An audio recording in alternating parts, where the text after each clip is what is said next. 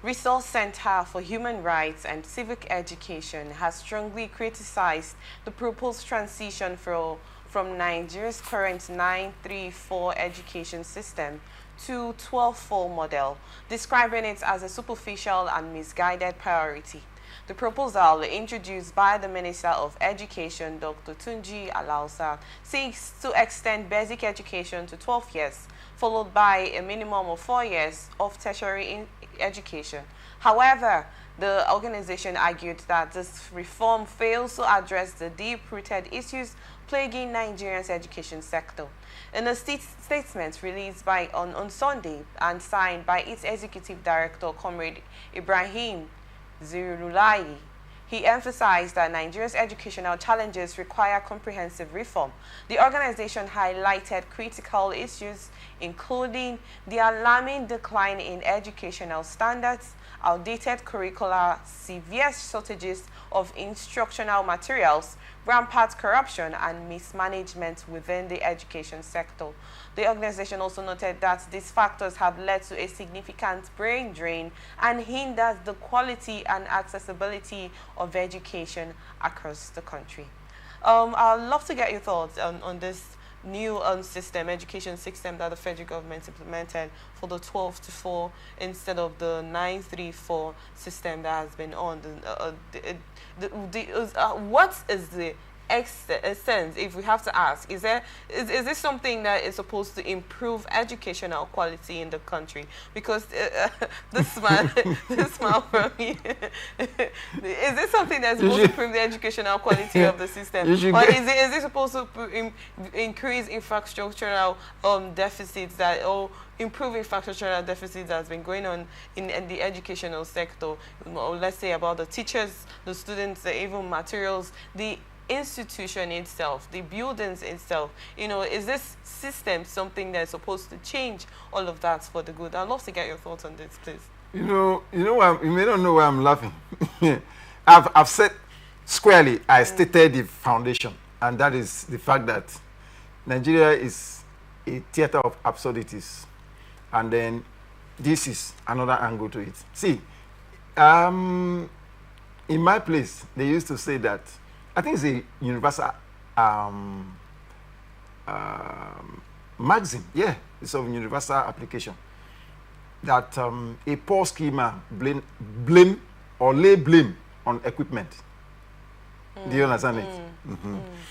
The same fruit that a learner will be blowing in the night, and neighbors will wake up the following morning to ask who is disturbing us here. They will not even remember that he's trying to blow fruit. They will say, who is disturbing us here? Or guitar. They will not mention who is learning guitar here. They will say, who is disturbing us here? That same stick of guitar, give it to another hand. People will come out the following morning and say, please, who is that guy last night that was entertaining us? I couldn't sleep. Where is that guy? That guy is a monster. That's the same way. When you don't have anything to offer, you create stupid issues to distract people. What is happening in Nigeria? The painful thing is that it is not as if our leaders don't know the truth. It's not as if they do not know the solution to our problem. They know. That is the most painful aspect of it. It's just like saying, does Petroleum Minister Bola Tinubu, does he not know that Nigeria has the resources and the capacity, human capacity, to refine our crude oil locally for the benefit of all Nigeria, to revive our economy? Does he not know? He knows it more than virtually everybody as the Petroleum Minister. But out of sheer wickedness, and so sorry that I'm still looking out, whether you're a professor or whoever you are, I did my research work on the legal framework for environmental management in Nigeria, the petroleum industry in focus. So I'm thoroughly familiar. The present economic holocaust is man-made. And our politicians are taking delight in it, because the system will end up bringing up billionaires and millionaires, but they are few. So it will bring the concept to fulfillment of individual success and communal failure. Now, because the drivers of this economy, this economics system, because they don't have anything to offer, they know the truth, but they are just trying to shy away from it. This is another project to engage and divert the attention of Nigerians. Nothing more than that. Nothing more. Like this organization we mentioned here now. They stated the obvious. I said some time ago I went to a tertiary institution in River State here. I only stood at the gates and watched at the students that are coming out. And I wept. I wept, practically. The same institution, I was privileged to be at the gates at one eatery. And I had somebody that looked responsible, but somebody with depraved mind discussing with his colleague. And he was boasting how he has had carnal knowledge of over 30 students. I wept that day too. Because the system is gone, no? And the whole thing is flowing from the corridor of the political class. You heard recently of a professor who was jailed, right? These are professors who are in the waiting to be recruited as electoral fraud validators. People who don't have any invention to their credit. Mentally, neck up zero. But waist down, they are active. Wasting our sisters and our mothers under the guise of being at the corridor of the academics, which ought to be a what do you call it, knowledge export center. So what do you expect when you have wrong persons heading such facilities? The facility has no problem. What is the issue with the current system? Have you fixed things in place? It's just huge shame to that professor, whoever is heading, who is the minister of education. Huge shame on him. And he knows very well, deep inside of him, I don't think he's so discharged at the bar of his conscience. So it's just like national anthem. This is part of such projects. And that's what the federal government is doing. Check all the projects they are bringing out. Check the project. Similar project, you will see them. They will just bring state creation. You see them? They are in a pattern. That is what they are up to. When they have lost it, they don't have any explanation, they will create confusion. It's like creating a kind of crater on the runway. You have frustrated air travel. That's exactly what they are doing. So if you can't get the ball, don't miss the leg. That is what this present government is doing, because they've lost it. Because I have a school of thought that by the body language of the political class, most of our stolen funds were invested in the oil sector. You know, when they were parleying with Dangote, somehow Dangote kind of destabilized the table. And NNPCL, which is the arrowhead of the petroleum minister, came after him, and all we are watching all the dramas. Now they have recruited the marketers, just like they bribed the leadership of NSC. And then NSC collected whatever they collected, and then kept quiet. They did not tell the petroleum minister that we can refine our crude oil here locally to solve our problem. It is all increment of our salary that matters. So do you understand it? We have to go to labor union right now. It's not certain that they were actually bribed. See, yes, you could say it was an alleged situation. I am saying by their body language. Because yes, we noticed that they had plans to embark on the February 4 protest. Which one is that? Against tariff? Yes. Forget, that's a secondary issue. The primary issue. Which one? The primary issue. Okay. Is their failure to insist on the implementation of the subsidy removal. That is it. That is it. That is the root cause. Because what I used to tell people is that it's like a young man who had an opportunity working, for instance, with a law firm, and then the law firm brings opportunity, say we want to train some of their people. Let's say we have a scholarship slot, want to send somebody abroad, and that is when the human mind is blind, the result is always catastrophic. And for purposes of, for whatever reason, for sentiment, for emotion, he decides to trade it for immoral purpose. Do you understand it? He will regret in a matter of years because he was not seeing ahead. So the same thing they did there. So now we are in the mess. I told you last time that the telcos if you know what it takes to burn a generator 24 hours, diesel, if you know the cost implication. And the telcos, they are private limited companies. They are here to make money. So why are you attacking a secondary victim like you? When you had the opportunity to do the right thing, you refuse. That means you were short-sighted. You were not seeing ahead. Do you understand it? It's like somebody coming here to tell you that I'll give you a scholarship, and the person has shut down primary schools. He's not interested in anything about primary school or secondary school, and comes around those who have finished their university, say, I'll give you a scholarship. You should be able to use your brain and say, no, you have an ulterior motive. Why would you shut down the foundation?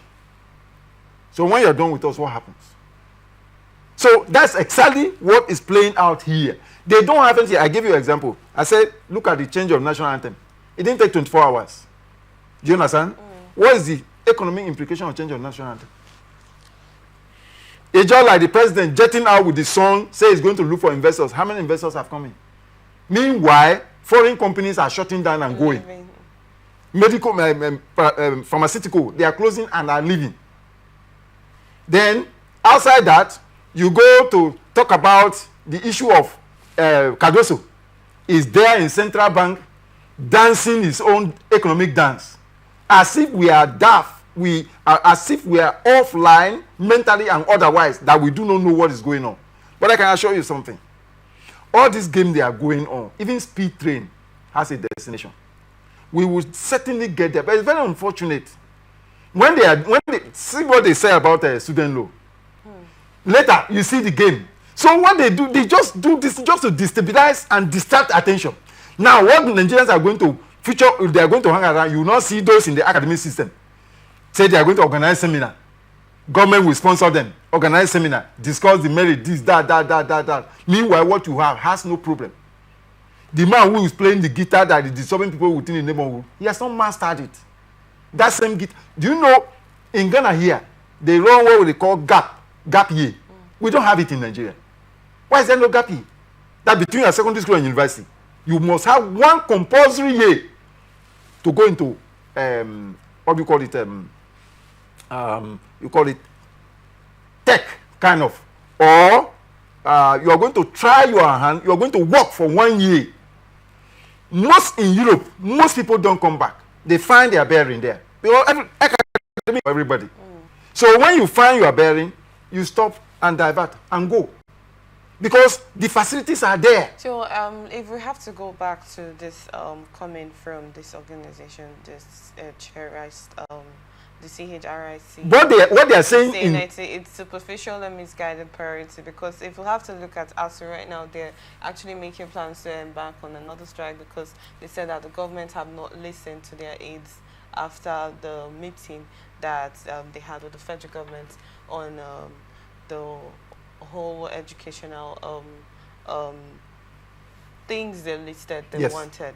They're yet to receive information from the federal government up to now. You know, I feel I really don't want to have a say on this, but this at the moment should not be the main thing that we should be changing the educational system from 9 to 634 to 12.4, where we have lots of children that their families can't even provide educational rights to them. Is there no possibility of having free schools? You know, building infrastructures, changing most of the educational system. You know, reorientating the lecturers, the teachers, like you stated about this one at the gate that made a statement, a vulgar statement about students and all of that. You know, having a change of the educational system and probably make most of the federal universities not pay certain amount of money, you know, and all of that. Even the primary, there are some primary schools now that they're public schools. They're supposed to be free. But I heard that they pay school fees. You know, all of this, if they can actually get to be worked into and not the news of 12.4 system, I really don't know if this is what Nigerians need at the moment. Squarely, it is a misplaced priority. They could not have said it better than that. And I made it very clear. That is, all these things you are seeing, they are just feathers on a theater of absurdity. There are several angles from which it manifests. This, one sad aspect of it is that most of these majority criminal-minded, self-imposed political opportunists in the name of leaders, they benefited from the social welfare of this country. Do you understand? Most of these people, they benefited. When they mention how their cafeterias were in those days, you only yearn and hope that that day will come. But there's nothing. See, like this complex is now. If for any reason this complex goes down, they will build a better one than this. That is supposed to be improved upon. Do you understand it? That is the way forward. It is only a wicked father that will not desire that his son will be greater than him. The same thing is applicable to a mother. If not, in the real sense, every mother, every father desires that the child should be greater. But here we have a situation wherein the political class, and I say it, and I keep saying it, the political class are the problem. They know, if you know the enormity of wealth that is in this country, poverty is not supposed to occupy the center anywhere. If you know the wealth that each state is blessed with, state that cannot pay 70,000 naira, which in the light of current economic realities is of no consequence, carry 100,000 naira, enter supermarket. I challenge you. After here, go and make withdrawal of 100,000 naira cash. No, don't go that way. You may lose more money. Carry your card and budget that you're going to spend 100,000. Enter into this supermarket and come out. And check what you have and check what you will have as at last year. This is the reality. State governors who have refused to pay just 70,000 naira. National Assembly is now going to talk about creation of more states. You know that this is madness. You are now coming up that we want to. So what reason is he giving? What is wrong with the present one? These people, and let me say this. Unless, because I don't believe in just talking. If there are topics I don't have any solution to, then there's no need. If I'm talking about something, I should be able to give a solution. Sure. Where the problem lie? Just like we are talking about the labor, the missed opportunity. The labor had the opportunity because there is an existing agreement, just like the ASU you are mentioning.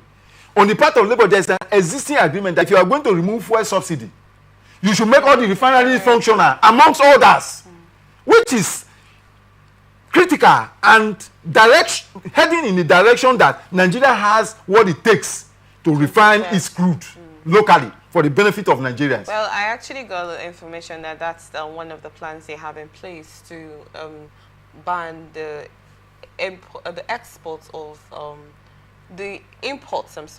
Of crude oil. So we should literally put import of refined product. Yes, or what? Refined products. They are not serious. They're making plans for us to refine our locally made crude instead of sending them out to get refined. Whom are they deceiving? And then okay, have they made enough money out of it? They are made enough. They are not tired. It's us Nigerians, our docility, that is responsible for this. If not, if we hold our leaders to account, all this nonsense will fizzle out in 1 week.